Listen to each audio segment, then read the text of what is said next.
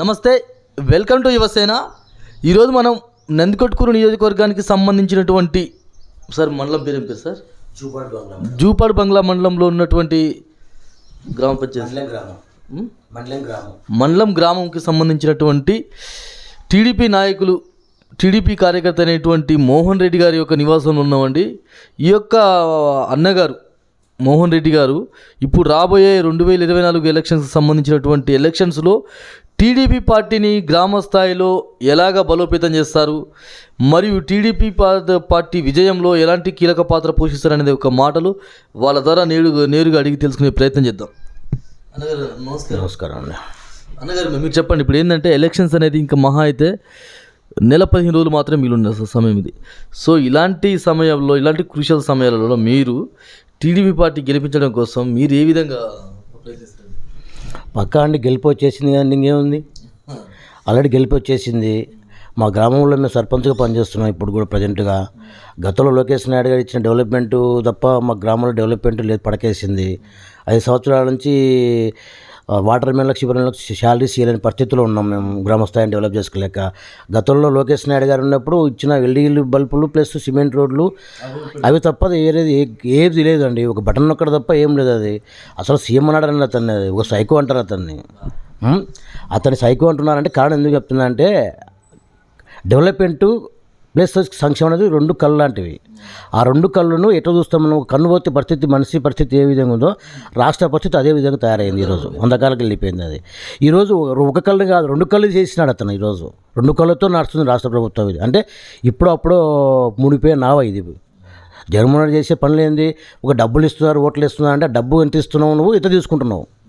10 రూపాయలు తీసుకుంటున్నావు, 100 రూపాయలు తీసుకుంటున్నావు. ఈరోజు కల్తీ మద్యం వేసి ఎంతమంది ఆరోగ్య విలేజ్లలో నాశనం అవుతుందండి. ఈరోజు మా విలేజ్లో కూడా ఈరోజు కూడా తెలంగాణ మందు అవుతున్నారు, ఆంధ్ర మందు అవడం లేదు. ఈరోజు కూడా అవసరం వస్తే ఆగినా తాగుతున్నారు. కానీ ఈ గ్రామంలో ఈ మందు తాగి ఎంతోమంది ఆరోగ్యంతో చెడగొట్టుకుని నాశనం అయినారు. కిడ్నీలు కానీ ప్లస్ లివర్ కానీ పాడైపోయినాయి. ఈరోజు మందు కేవలం ఇంకోటండి, చిన్న ఎగ్జాంపుల్ చెప్తా. ఇప్పుడు టీ షాప్కి పోతాం, టీ తాగుతాం మనం. టీ తాగేంట్లో ఒక టీ షాప్ వాడు కూడా వాడు అది పెట్టుకున్నాడు, ఫోన్పే పెట్టుకున్నాడు, స్కానర్ పెట్టుకున్నాడు. ఈరోజు నువ్వు ఇంత మద్యం అమ్ముతున్నావు, ఈరోజు నువ్వు ఎందుకు అది ఆన్లైన్లో పెట్టుకుంటున్నాను, స్కానర్ పెట్టుకుంటున్నాను, ఫోన్పే పెట్టుకుంటున్నాను, కేవలం ఒక మాన్యువలే పెట్టుకుంటున్నాను ఎందుకు? నువ్వు ఆ డబ్బు ఎక్కడికి వస్తుంది? అది ఇప్పుడు నువ్వు ఇస్తున్నావు ప్రతి ఒక్కరికి, నేను లంచం లేకుండా బటన్ నొక్కుతున్నా అని చెప్పి అంటున్నావు. మళ్ళీ మందుకు వచ్చే డబ్బులు నువ్వు ఎక్కడ పోతున్నాయి? నువ్వు ఈరోజు 2000 గవర్నమెంట్ వస్తేనే మద్యపాన నిషేధం అంటివి. ఈరోజు అదే మద్యపానాన్ని అడ్డం పెట్టుకొని 20,000 కోట్లు ఎంతో 10 అప్పు తీసుకొచ్చుకుంటే 8 ఏళ్ళకు 20 ఏళ్ళకు తీసుకొచ్చినావు. ఏం చేయాలను అంటే ప్రజలను ప్రోత్సహిస్తున్నావు తాగడానికి, నువ్వు బంద్ చేస్తున్నావా? ఈరోజు సిపిఎస్ వారానికి, అదంతే చిన్న పండు అండి, ఒక వారానికి చేస్తా అని చెప్పి ఆ రోజు పబ్లిక్ మీటింగ్లు చెప్తే ఈరోజు సిపిఎస్ ఏమైందండి? గ్రామస్థాయి పరిస్థితి ఏమైందండి? ఈరోజు గ్రామం పడకేసింది. ఎక్కడ వేసిన గొంగలు అక్కడే. లాస్ట్ వీధి లైట్లు వేయడమో కాలాలు తీయలేకుంటున్నాం మేము. పరిస్థితి అంత ఘోరంగా తయారైంది ఇది. సో ఇప్పుడు సార్ ఇంకోటి ఏంటంటే, ఈ 5 సంవత్సరాల పరిపాలనలో నారా చంద్రబాబు నాయుడు గారు చేసినటువంటి పరిపాలన కంటే కూడా హీనంగా ఉందంటారా, బెటర్గా ఉందంటారా? ఎవరు చేసే పరిపాలన అంటారు? చెత్తగా ఉందండి, చెత్తగా ఉంది. ఎందుకంటే అండి, చాలా ఇప్పుడు ఏ పేద ప్రజలు చూసినా సరే మాకు సంక్షేమ పథకాలు ఇస్తున్నారు, మాకు సంక్షేమ పథకాలు అందుతున్నాయని ప్రతి ఒక్కరు ఇదే కదా కదండి.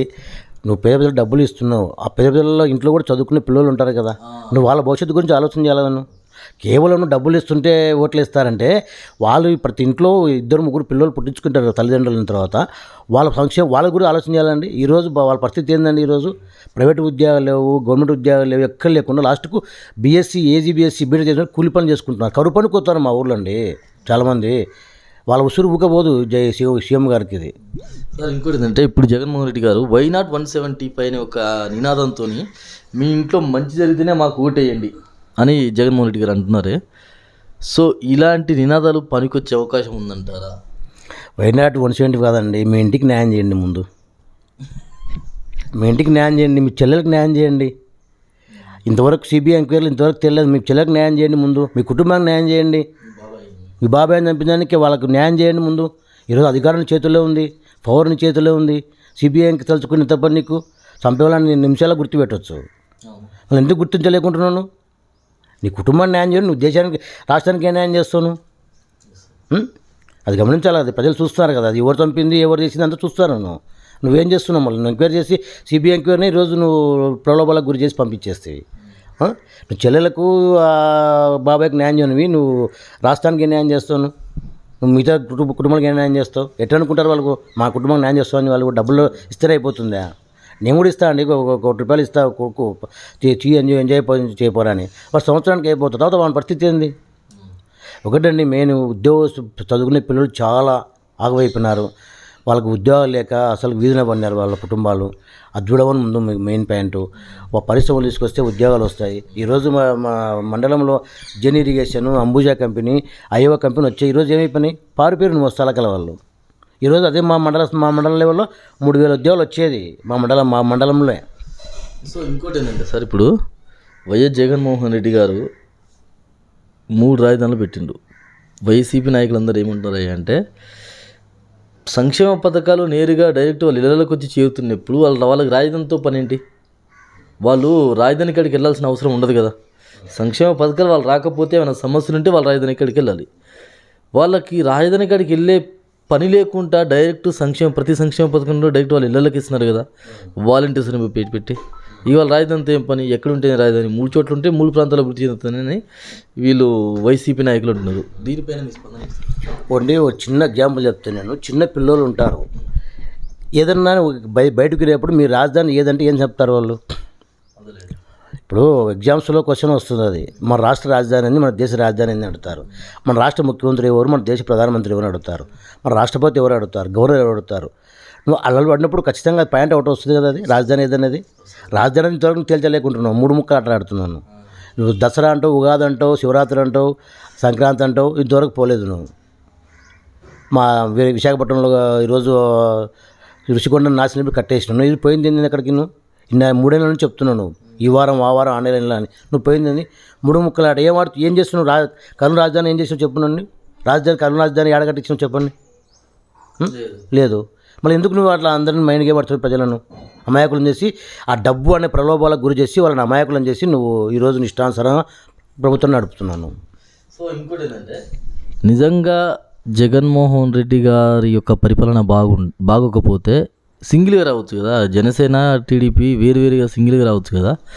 2 కమ్మండే ఎందుకు వస్తున్నాయి అంటే, జగన్మోహన్ రెడ్డి గారి పరిపాలన బాగున్నది, పేద ప్రజలందరూ జగన్మోహన్ రెడ్డి గారికి సపోర్ట్ ఉన్నారు అనే ఉద్దేశంతో మీరిద్దరు కమ్మండే వస్తున్నారని కట్టండి. న్యాయంగా ఎలక్షన్లు జరిగితే ఏ పొత్తులతో అవసరం లేదు. నువ్వేం చేస్తున్నావు? భయానక వాతావరణం సృష్టిస్తున్నాను. అది ఒక ఎమ్మెల్యేలు ఈరోజు భయపడే పరిస్థితికి వచ్చారు నీ గురించి. ఈరోజు కేంద్రంతో నువ్వు ఉన్నావో లేదో మాకు తెలియదు విషయం ఇది. బీజేపీ ఏం చేస్తుంది? ఆ బీజేపీ కూడా ఎట్టయితే అరాచక పాలనలో ఎవరు చేస్తారు, ఎవరు చేయరు, ఎవరైతే డిసిప్లిన్ ఉంటుంది, ఎవరైతే ఫ్యూచరు నడుపుతారో సీఎం గారు అనేది ఆలోచన చేస్తారు. అది కాబట్టి ఈరోజు బీజేపీ టైప్ అవుతుంది ఏంటంటే, ఎందుకు అవుతుంది చెప్పండి? నీ పాలన నచ్చకనే కదా వాళ్ళకి కూడా, సెంట్రల్లో నీ అరాచకాలు నచ్చకనే కదా. అయ్యో మరి ఇన్ని రోజులు టీడీపీ పార్టీని దూరం పెట్టిన బీజేపీతో మళ్ళీ టీడీపీ కలవడం మరి ఎంతవరకు కరెక్ట్? ఖచ్చితంగా అవసరం అండి. ఈరోజు దేశానికి ప్రధానమంత్రి మోడీ గారు బీజేపీ ఎంత అవసరమో రాష్ట్రానికి చంద్రబాబు అంత అవసరం. అవసరాన్ని బట్టే వాళ్ళు నడుచుకుంటారు అంత తప్ప వేరేది ఏం లేదు దీంట్లో. సో ఇంకోటి ఏంటంటే అండి, ఇప్పుడు పవన్ కళ్యాణ్ గారికి 24 సీట్లే ఇచ్చేసి మిగతా సీట్లు మొత్తం చంద్రబాబు నాయుడు గారు ఉంచుకొని జనసేన పార్టీకి తీవ్ర అన్యాయం చేసిరు. ఎంతవరకు నిజమా కదా? ఎట్టయితే అన్నది కాదు కదండి. ఆయన కోరుకున్నాడు, ఇచ్చేసినాడు. అది దీంట్లో ఎవరు ప్రలోభాలు? ఆయన ఉన్నాడు, పవన్ కళ్యాణ్ ఉంటున్నాడు. కనీసం 2 సీట్లని పోటీ 2 సీట్లను గెలిపించలేని పరిస్థితుల్లో ఉన్నారు మీరు కార్యకర్తలు. ఆ రోజు బాధపడింది, ఈరోజు 20 సీట్లు ఇస్తే బాధపడతారు అంటున్నారు. ఎందుకంటున్నారు అది? ఈరోజు అది కదండి. అప్పుడు ఏంటంటే త్రిముఖపూరు వైఎస్ఆర్సీపీ, టీడీపీ, జనసేన త్రిముఖపూర్ ఉంది. ఆ త్రిముఖపూర్లో ఏంటంటే, సరే రాజకీయాలలో ఓటములు సహజం. ఇందిరాగాంధీ గారు, ఎన్టీ రామారావు గారు లాంటి వాళ్ళే ఓడిపోయారు మన రాష్ట్రాలలో. పవన్ కళ్యాణ్ గారు ఓడిపోవడం పెద్ద మ్యాటర్ కాదండి. ఎందుకంటే ప్రజా తీర్పు అది. ప్రజలు అల్టిమేట్గా వాళ్ళకి నాయకుడు కావాలనుకుంటే ఎలాంటి నాయకుడు కావాలో వాళ్ళు అలాంటి నాయకుడిని కోరుకుంటారు. సో ప్రజా తీర్పుకి వ్యతిరేకంగా ఇతను నినాదం తీసుకున్నాడు టీడీపీతో. సరే టీడీపీతో పొత్తు కలిసే పెద్ద విషయం కదండి. ఎందుకంటే రాష్ట్ర భవిష్యత్తు కోసమే, రాష్ట్ర ప్రయోజనాల కోసమే ఇద్దరు పొత్తు పెట్టుకుని నన్ను అనుకోవచ్చు. సో ఇక్కడ ఏంటంటే 175 స్థానాలలో కనీసం తక్కువలో తక్కువ ఒక 50 సీట్లు ఇచ్చేసి మిగతా 122 సీట్లు టీడీపీ ఉంచుకుంటే బాగుండేది కదా. అంటే అట్లా కాదండి. ఒకటి ఇప్పుడు వాళ్ళు చేసిన డిమాండ్ కొన్ని సీట్లు అడిగినారు, కొన్ని సీట్లు ఇస్తామని చెప్పినారు. వాళ్ళిద్దరు అండర్స్టాండ్ వాళ్ళిద్దరు కుదిరింది. అది రాష్ట్ర ప్రయోజనాల కోసం ఆయన కూడా ఒక మెట్టు దిగినాడు పవన్ కళ్యాణ్ గారు. రాష్ట్ర ప్రయోజనాలు ముఖ్యం, యువత ముఖ్యం. ఆ నినాదంతో అతను ఏం చేసినాడు, ఒక మెట్టు దిగి సరే ఏదికైనా సరే ముందు గవర్నమెంట్ దించాలా అని ఒక కాన్సెప్ట్ పెట్టుకొని ఆయన పొత్తు కుదుర్చుకున్నాడు. అంత తప్ప దీంట్లో మీరు ఇంతలా మాట అన్నారు, మా పిల్లలు చదువుకుంటారు కానీ వాళ్ళకి ఉద్యోగాలు సాఫ్ట్వేర్ ఉద్యోగాలు ఏం లేవు అని అన్నారు. సాఫ్ట్వేర్ ఉద్యోగాలు ఎందుకు లేవండి? వైజాగ్లో 2 కంపెనీస్ వచ్చాయి కదా, మరి ఇంకే వైజాగ్లో ఎక్కడ వచ్చాయని చెప్పండి. అట్లా అప్పుల కంపెనీ చెప్పండి. ఈరోజు మళ్ళీ జగన్మోహన్ రెడ్డి సీఎం అయితే ఈ రాష్ట్రంలో ఎవరు ఉండరు, యువత అందరు తెలంగాణ వెళ్ళిపోతారు. అప్పడాల కంపెనీ, కోడిగుడ్ల కంపెనీ అవి వల్ల కాదండి. ఇది అవే పరిశ్రమలు అంటే. ఈరోజు నువ్వు వస్తే అదే జగన్మోహన్ రెడ్డి రాష్ట్రంలో మళ్ళీ ముఖ్యమంత్రి అయినా అనుకో, ఇక్కడ ఎవరు సంసారాలు చేయరండి, అందరూ ఏపీ తెలంగాణకి వెళ్ళిపోతారు. ఇప్పటికీ తెలంగాణ సార్, మీరు నమ్ముతారో లేదో, ఇప్పటికీ మా తెలంగాణ అనేది ఫుల్ఫిల్ అయిపోయింది ఓన్లీ ఆంధ్రప్రదేశ్ ప్రజల చేత. ఇప్పుడు ఏంటంటే ఒక తెలంగాణ వచ్చింది, సంతోషమే. తెలంగాణలో బతుకుతామంటే ఏ ఒక్క కంపెనీ పోయినా అక్కడ ఆంధ్రుడు ఉన్నాడు. అరే ఏంద్రైనా మరి మా తెలంగాణ వచ్చిందిరా, మేము జాబ్ తీసుకుంటే మీరే ఉన్నారు. ఏంది పోయి అంటే మాకాడ జాబులు ఎక్కడికి పోయి, మాకాడ కంపెనీలు ఎక్కడ ఉన్నాయి? మేము ఎక్కడో బతకాలి, ఎక్కడో ఒకడైతే మేము బతుకుతున్నాం కదా. మాకాడ కంపెనీలు ఉంటే మేము వెళ్తాం, మాకాడ కంపెనీలు మేము ఎక్కడికి వెళ్ళాలి. సో ఇంకోటి ఏంటంటే సార్, ఇప్పుడు నారా చంద్రబాబు నాయుడు గారు గెలిస్తే ఐటీ పరిశ్రమని స్థాపించి పెద్ద ఎత్తున దాన్ని డెవలప్ చేసే అవకాశం ఉందంటారా? అండి ఇది ఒకరు చెప్పేది కాదండి, చూస్తున్నారు, దేశంలో చూస్తున్నారు. అతనికి వెళ్ళి ఈరోజు హైదరాబాద్ ఏమైంది పరిస్థితి, హైటెక్ సిటీ ఆ రోజు ఏమన్నారు, ఈరోజు ఏ స్టేజ్కి వెళ్ళిపోయిందండి. ఈరోజు ఎక్కడెక్కడో ఎన్ని విదేశాలు ఉన్నాడు, ఎవరు పుణ్యం అండి అది. ఒక చిన్న విషయం, హైటెక్ సిటీలో పెట్టిన మొక్కసారి నేను అనేటువంటి ఒక విడుదల రైతు మీకు ఐడియా ఉందా? మంత్రి మినిస్టర్ చిన్న పిల్లలు సార్, నేను మీరు పెట్టినటువంటి హైటెక్ సిటీ అనే ఒక అడవిలో ఒక మొక్కను సార్ నేను ఈరోజు మహావృక్షాన్ని అయ్యాను. మీ అండగా ఉండడం వల్ల నేను ఈరోజు ఎమ్మెల్యేగా గెలిచినది అని అన్నారు. మళ్ళీ అదే మినిస్టర్ గారు, అదే తను విడుదల రజని కొంతకాలం తర్వాత వైఎస్ఆర్సీపీ పార్టీలోకి వచ్చేసి మళ్ళీ వైఎస్ఆర్సీపీలో జగన్మోహన్ రెడ్డి గారిని విపరీతంగా ఎట్లా మనం పొగిడింది. సో దీనిపైన మీ స్పందన ఏంటంటే, నేను పబ్లిక్ మీటింగ్ చెప్పేసింది, సైబర్లో నాటిన ముఖాన్ని నేను ఈరోజు నేను ఈ స్టేజ్లో ఉన్నంటే చంద్రబాబు నాయుడు కారణం. ఆయన పబ్లిక్ మీటింగ్లో అనింది, ఈరోజు ఇట్లా మాట్లాడుతుందంటే ఆమెకే వదిలేద్దాం, అది ఆమెకే వదిలేస్తాం. అది ఈరోజు ఈ స్టేజ్లో అంటే ఎవరు పుణ్యం అది. ఈరోజు ఏదో 1000 కోట్ల టర్న్ ఓవర్ ఏదో చెప్తుంది ఆమె, నా కాడ ఇంతమంది పని చేస్తున్నానంటే ఆ రోజు నువ్వు ఆయన నాటిన ముఖ్యమే, నువ్వు 10 మొక్కలు నాటుకుంటున్నావు, నువ్వు ఎవరు పుణ్యం అది. దట్ ఈజ్ చంద్రబాబు నాయుడు పుణ్యం, ఆయన విజనరీ వ్యక్తి కాబట్టి. ఇంకో మాట అండి, ఇప్పుడు ఏంటంటే మొత్తం నందికొట్కూరు నియోజకవర్గంలో ఇదివరకు ఉన్న వైఎస్ఆర్సీపీ ఎమ్మెల్యేని మార్చేసి ఇప్పుడు ఆర్థర్ గారిని మార్చేసి ఇప్పుడు వేరే వాళ్ళకి టికెట్ ఇవ్వడం. సో దారా సుధీర్ కుమార్ వాళ్ళకి టికెట్ ఇవ్వడం జరిగింది.